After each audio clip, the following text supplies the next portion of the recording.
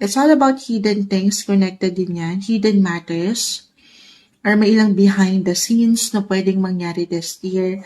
Sa mas practical, halimbawa, meron kayong proyekto sa trabaho na pwedeng umangat ngayong taon na hindi nyo muna ipapamalita or sasabihin na negosyo agad-agad sa buong madla. Kasi ito'y paghahandaan. Yes, maaring may ilang pagka-slow ng progress ngayong taon, pero timing lang yan.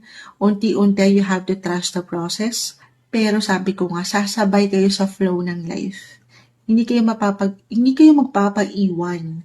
Just because feeling nyo walang masyadong ganap. Actually, umaandar kayo para sa higit na magandang progress sa inyong buhay career.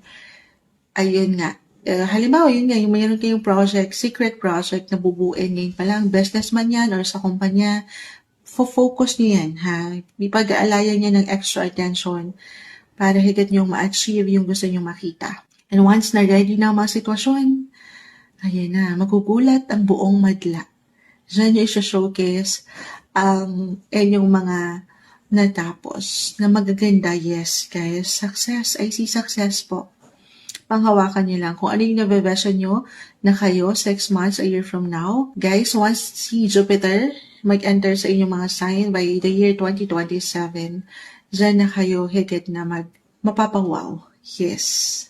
Eto, kasi dito nga sabi ko sa inyo, 2026, pinaghahanda po kayo ng universe sa mga gusto nyo pang ma-achieve. Bumuo kayo ngayon pa lang ng pundasyon at pagkatiwalaan po ang progress or proseso na pwede nyong simulan. Investing in yourself, guys, behind the scenes. Kahit dito sa mga pagkakataon na kayo lang muna ang higit na nakakaalam.